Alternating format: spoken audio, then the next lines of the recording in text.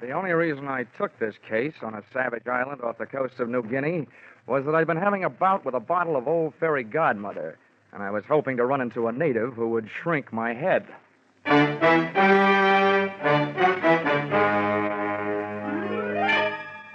This is another in the adventures of America's fabulous freelance insurance investigator, Johnny Dollar.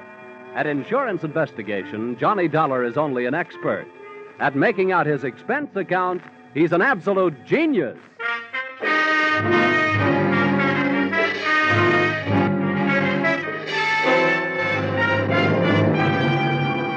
Expense account submitted by Special Investigator Johnny Dollar to Seven Seas Maritime Underwriters Association, Hartford, Connecticut. Attention, Enos McCardle, General Manager.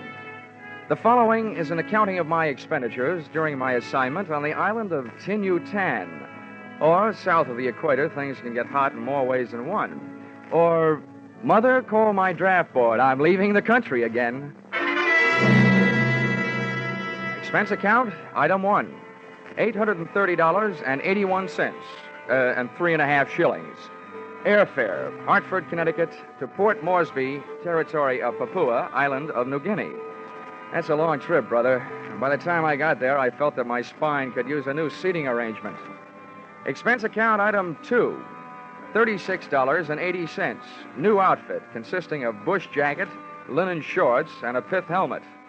Item 3, 2 bits to street beggar regarding location of building in which was situated the Port Moresby branch of the Seven Seas Maritime Underwriters Association. Oh, him, long house, him belong white fella. Little way, big bit, money.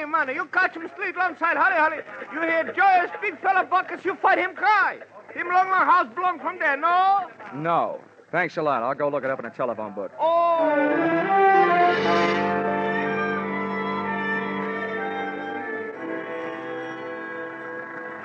Yes, sir, I'm Mr. Narky, and it's lovely having you here, Mr. Dollar. I wish I could say the same about being here. Oh, now you'll get used to it. I don't expect to be here that long. Cool. You're a feisty one, aren't you? You have a very large job to do. Mm-hmm. Well, let's just say I'm usually very lucky. Look, first, let me tell you what I've been told so far, and then if I've left out anything, you fill me in, okay? That'll be ticky-boo, Mr. Dollar. Your company issued a group insurance policy to the Grand East Development Corporation in the United States. Now, that company used $50,000 life insurance policies as part of the inducement to get executives and divers for their pearling fleets. That's right. Well, about a month ago, they got word that the bodies of 2 of their 6-man crew on the island of Tin-Yutan had been found hacked to pieces. The other 4 men were missing, which adds up to a possible insurance payoff of $350,000. That's what I'm doing here, and that's all I know. Well, that's all there is to know. Oh, dandy. Has anybody done anything? What about the police? They got their own troubles right here in the port. And as for the government officials, they'll look into it the next time around. Should be in about 90 days. Oh, fine. That leaves you. What have you been doing to earn your money? Waiting for me? Well, you could put it that way, Mr. Dollar. Why haven't you gone over to Tin-Yutan? Well, now you might say that I'm just not a man of great courage, eh? Hey, but say, I can help you to get there. Oh, thanks. Heaps.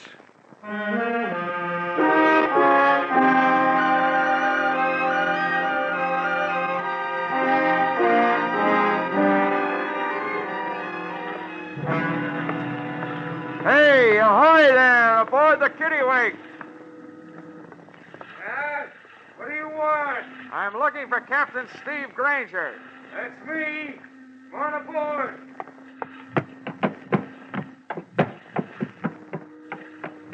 Captain Granger, I'm Johnny Dollar. Pleased to meet you. Mr. Narky of the Seven Seas Maritime Underwriters tells me you might be available for a charter job. Where to? Tin-Yutan. Well, I guess so. Now, this is a big boat. It'll cost you big money. Narky says your prices are fair. When do we leave? Tide will be ready by 5. I can't be 2. Good. I'll go get my toothbrush. Good. And since you're going to Tin-Yutan, you might also bring one other thing. A 45. The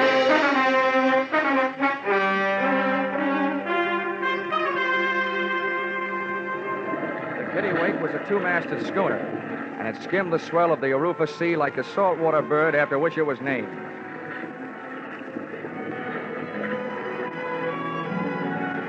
I guess I'm like most guys. When I'm standing on my sea legs, I suddenly feel like a giant, standing alone against the world. Romance is no longer a sleazy blonde in a tinny bar. All of a sudden, it's all stars and sky, horizon. And when the wind and the water start to sing their song to me, any bad in me decides to reform. I was standing on top of the deck house like Captain Horatio Hornblower, with my legs spread and my outstretched hands gripping a pair of backstays, or at least that's what I think they were.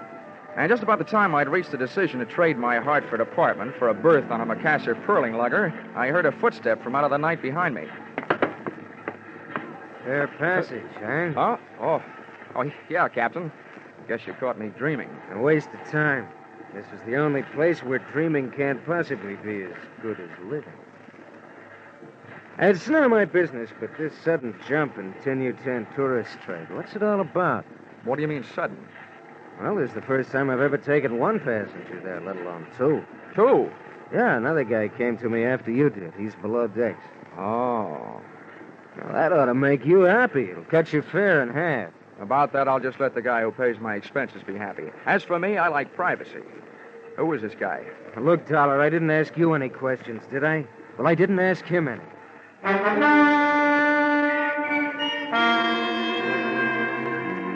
In my racket, coincidence is just another name for trouble. I wanted to get a look at and trade some words with my suddenly acquired fellow passenger, but he wasn't having any. He stuck to his cabin, claiming seasickness.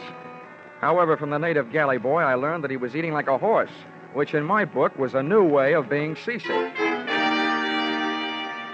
I borrowed a copy of Western Story magazine from the skipper, crawled into my bunk, and let the kitty-wake rock me to sleep.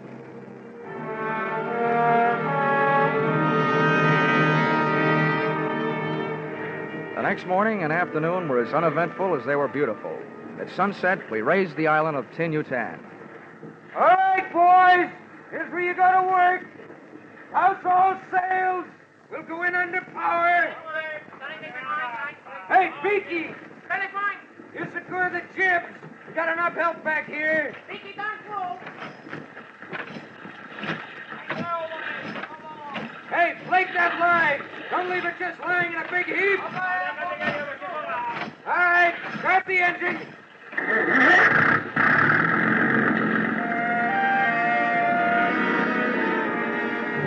The big gas engine took over where the wind dropped us, and Captain Granger stood at his wheel, outfencing the submerged swords of coral with the slim prow of the kittiwake. The ship had only inches of elbow room as we chewed our way through the boiling white passage of the reef, and my heart felt suddenly becalmed as we finally achieved the peaceful waters of the lagoon, which it protected. Let go the power anchor! Hey, never mind that anchor. All bets are off. We're getting out of here.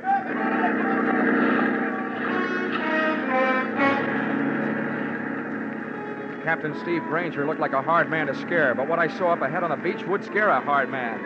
The broken body of a shipwrecked pearling lugger, and hanging from its foremast, the elongated body of a native who had been strangled out of one paradise and into another. Granger spun the wheel to starboard, and the kittiwake started a retreat.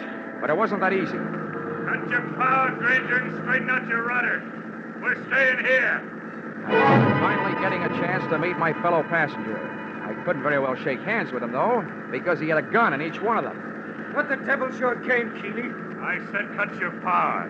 Got it! Keep that crew of Kanakas up forward. If you don't, we could use a few less natives around here. Hey, brother, clock. Use English! I want to know what you're telling them. You, Dollar, get back there by the wheel. Keep your boys back there, Granger, I warned you. All right, you think I won't call your bluff? You got guts. No, I'm native, you ugly pig. You can't stop the other two, I can. Now, maybe you'll tell me what you were saying to him. I told him there was a crazy man aboard and to go over the side. They decided to protect me. They didn't make it. Now lay this rowboat in close to the beach and drop your hook. We're staying.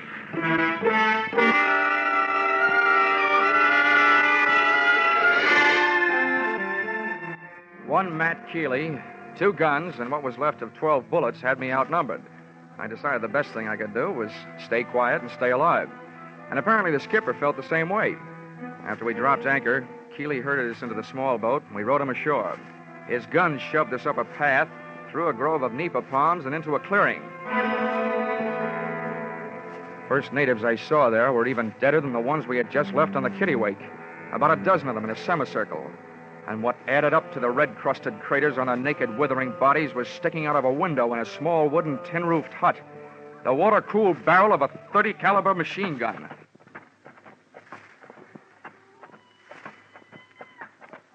South Sea Island magic, huh? Oh, I heard you were a wise guy. Well, that can be changed. Now, come on, inside, both of you.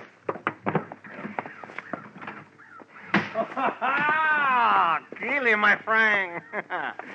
Why, you're shooting over the water. What's the matter? Big trouble you have getting here? Yeah, no, Portez, little one. This big blonde guy's the skipper. We got his boat, and it's a good one. Ah. This other one, he's an insurance investigator. Oh, gee. Yeah, Portez, I'm your new nursemaid. The insurance company sent me out here to look you up and take care of you. I hope I get around to it. My way. Hey, Keeley, what's that you say? You got my boat. Yeah, don't worry, big boy. We're going to pay you for it. We might even go as high as $500. Well, that's great. It's only worth $50,000. Oh, having 500 alive is better than 50,000 dead, my friend. All right, what's your pitch? It's simple. We want off this island. We got a long way to go. Cortez, me, and a native girl. She's in the next room. We may have to stay at sea for a couple of months. Not on my ship. Use your head, you won't get hurt. Now. Hey, you woman. Get back in there. No, I stay. Louie, put her away. Keep her out of here. On we go.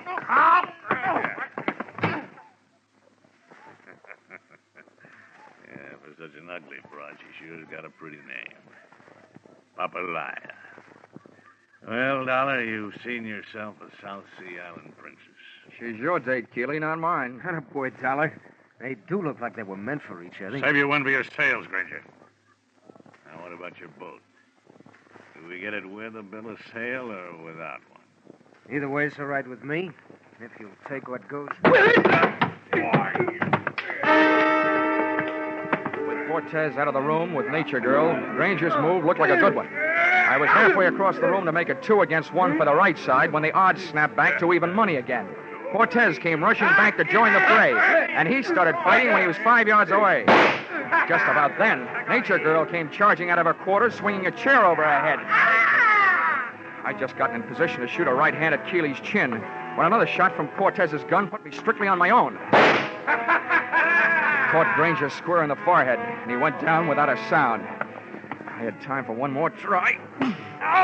Keeley's chin telegraphed a knockout message.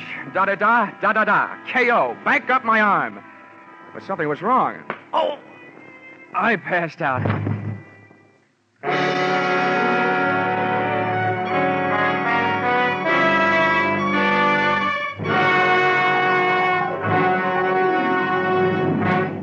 In just a moment, we'll return to the second act of Johnny Dollar. But first, 50,000 or more, always in the jackpot on Sing It Again. Music by Gene Autry and Vaughn Monroe. Music and thrills with Gangbusters, Philip Marlowe, Johnny Dollar, and Danny Clover, the Broadway cop. That's the one-way ticket to top fun on most of these CBS stations every Saturday night. This fall, when you hear them all on CBS, Saturday nights promise top music, top adventure, and a chance at radio's top prize. Now, with our star, Charles Russell, we return to the second act of yours truly, Johnny Dollar.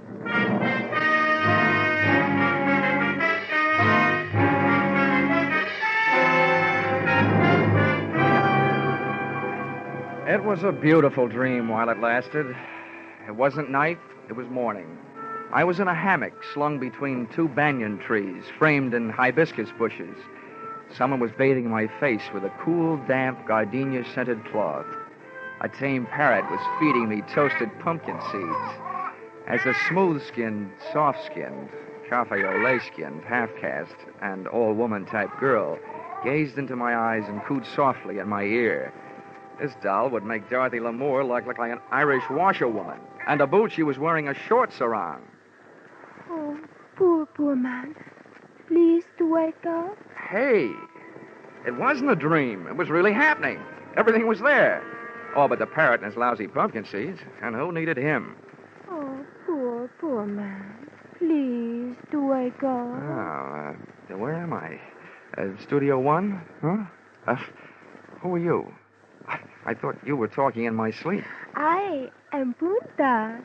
Oh, this is awful. Awful? Yeah, this all reminds me. My copy of Tales of the South Pacific is 17 days overdue at the Hartford Public Library. How? Forget it. Where am I? What am I doing here? And who are you? I am Punta. You were brought here by the Princess Papalaya from the village of Great Death. Oh, well, that place isn't hard to remember. Wish I could forget it. The princess! The one with the droopy ears, the long feet, the flat nose, the pot belly, the bad complexion, and dirty hair? Yes, she is it. She's a doll. Last time I saw her, she was swinging a chair at my head. Oh, no. She hit other fella on head after he hit you. She saved you. She like you. She tell me save you for her. Oh, what a way to die. Why didn't she hit me over the head with a chair? Say, you speak pretty fair English. Where'd you pick it up? My father was Chinese merchant on island of New Guinea. Same time as the war. You like GI? I certainly do. Sorry I didn't bring a Hershey bar. But tell me, why did the Princess Papaya, whatever her name is, why did she save me? I tell you. She like you. Oh, stop saying that. All I want to know is, what was she doing with Keeley and Portez? You know Keeley and Portez, don't you? Yes, I know them. They bad. I work in village until they make the Great Death. They kill all their friends and many natives. They bad. Oh, now we're getting somewhere. What was that all about? They die for pearl here for a long time. The native boy, they do not like these men. They do not dive anymore. So these bad men steal all pearl first. Then they steal princess to make boy dive some more. Oh, kidnap, ransom, more pearls? What is this? Ransom? Oh, that means they'll hold the princess and won't give her back until they get what they want. Oh. But, Dream Girl, for me, a scheme like that wouldn't work with a gal like you. No, just holding you would be getting what I want.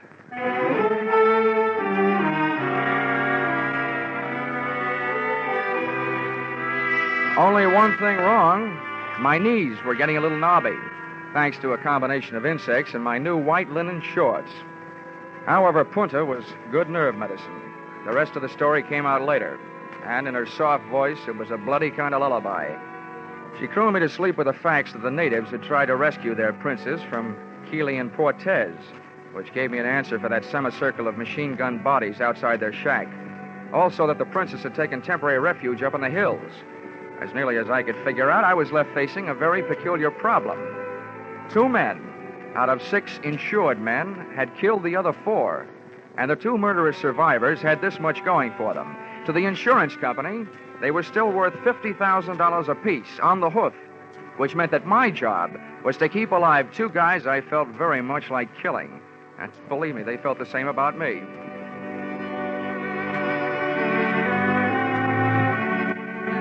And with these beautiful, happy, restful thoughts, I left the call for darkness and went back to sleep. And who do you think I wound up with in my dreams? That hokey old parrot and his lousy pumpkin seeds.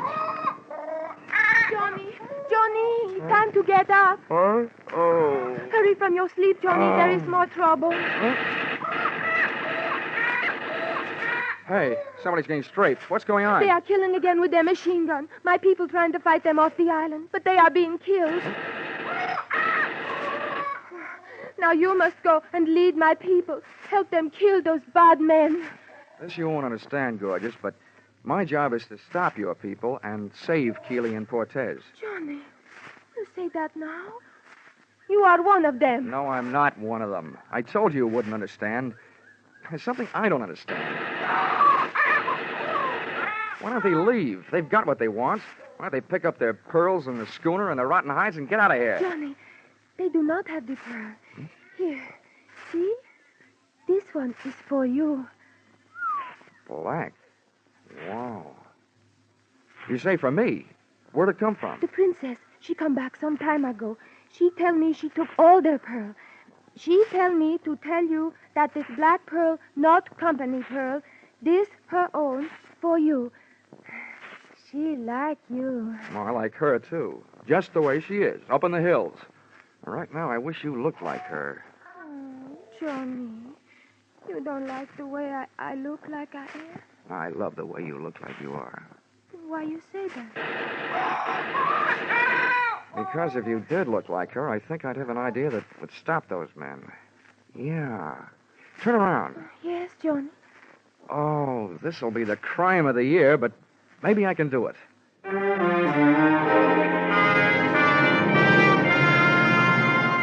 And I did. I gave Punta a thorough loss of beauty treatment. With the help of padding, dye, mud, and other jungle cosmetics, I had, at the end of an hour, a reasonable facsimile of Papalaya, the unprettiest princess in the history of royalty. I briefed the suddenly uglified Punta on what she was to do and had her lead me most of the way back to the fortress shack and the clearing. She put a few words on the jungle grapevine, and by the time they reached the end, the native side of the battle, the home team, ceased activities. Hey, Keeley! Cortez! Time! Cut! Hold it! There's nobody here to shoot at but me, and I want to talk. Stay where you are, Dollar. Don't move. We'll shoot at anything we hear moving. Brother, we're getting so we can play this thing by ear. Yeah? Close enough? See what we mean? Now, what do you want? The princess has the pearls, and I've got the princess. I want to make a trade. What kind of trade? You get the princess and the pearls. We get rid of you. All this killing stops, and you're alive. We're supposed to believe you got the princess? You don't have to, but here's something you can believe. You'll never get it this way. Sooner or later, you're going to run out of ammunition or food or water or everything at once. We still don't know you got the princess. And we ain't buying that pig in any po. We want to see her. You'll see her when you're out of that shack and on the boat. We ain't moving out of here in the dark. Nobody's asking you to.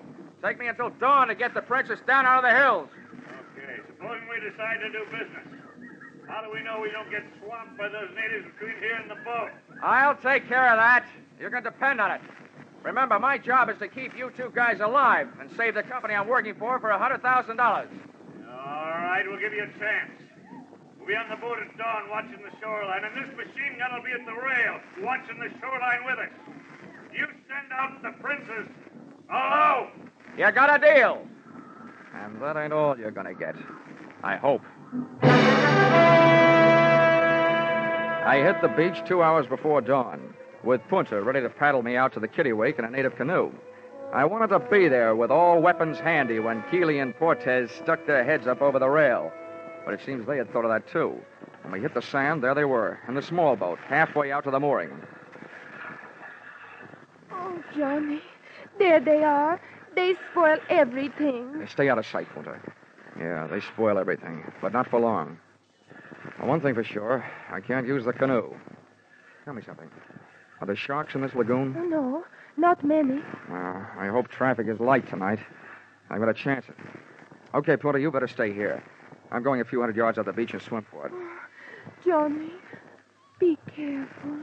Oh, baby doll, you sound so pretty, and you look so ugly.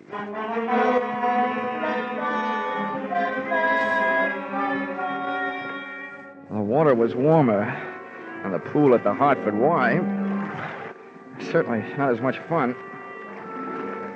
I spent most of the trip trying to keep from splashing and watching for shark rudders around me. That was good in a way. Helped me forget that I don't swim very well. 45 minutes later, I was still half alive, looking for a handhold on the slimy waterline of the kittiwake on the seaward side. And there I stayed for the next hour and a quarter, listening to Keeley and Cortez on the other side of the boat, nursing their machine gun and waiting like I was for the dawn. Okay, Cortez, clear your gun. Canoe's pushing over from the shoreline. I see it. Put the glasses on it. We don't go have no mistake. Is that the princess? Yeah, wait till I get her in focus. They'll tell me. These glasses will bring in every line in her fat, ugly face. Those glasses brought something else, if they were that good. A hop in my heart, a lump in my throat. I had to move faster than I figured to. I had to get into action while their attention was all on the approaching canoe, and before they discovered that its passenger was not the princess, but her stand-in, Punta. I grabbed the gunwale, then the rail, cursing every drift that splashed back into the water off my body. I went slipping and sliding and rushing across the deck. Keeley was leaning forward, looking through the glasses, his thighs against the rail, so I hit him first, sent him flying over the side. With or without a machine gun, Louis was a tough guy. This one for the road, chum.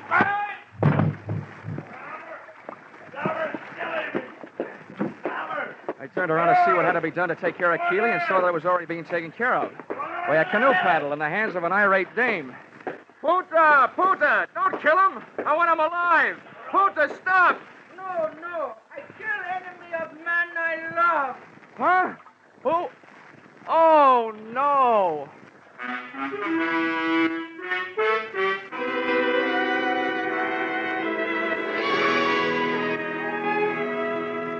Princess Papalaya had pulled a rank on Punta and demanded that she be the one to come out to the ship in the canoe. Because, as she kept telling me on the voyage back to New Guinea, she liked me. Oh, well, she may have been awful ugly, but she was also an awful good sailor. And knowing the way to a sailor's heart, I bought her a present. Expense account, item 4, $10. Tattooing job on the Princess Papalaya's fat right shoulder. A picture of a ship under full sail. So now when she laughs, it goes bounding over the waves. Expense account, item 5, $40. Long-winded cable to 7 Seas Maritime underwriters. That's you, gentlemen. Recommending immediate cancellation of policies covering the lives of Keeley and Cortez, who were in the hands of the New Guinea officials and looking forward to a short life and an unmerry one. Item 6, $831.81, 3.5 shillings. Airfare, Port Moresby to Hartford. Item 7, 48 cents. Past due charges at 2 cents per day. Hartford Public Library, on my copy of Tales of the South Pacific, which incidentally I never did get around to reading. After all, it'd be an utter waste of time for a man who has known a gal like Punta. Expense account total $3,286.44. Signed, yours, truly, Johnny Dollar.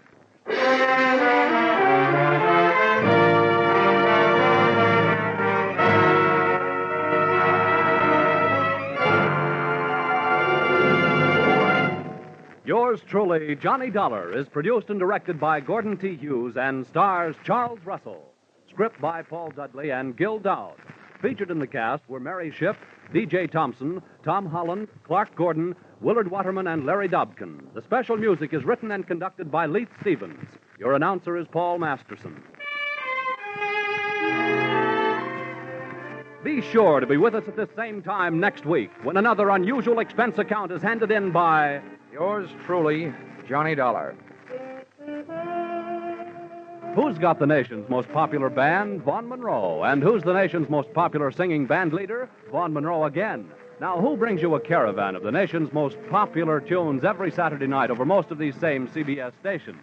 You guessed it, it's Vaughn Monroe.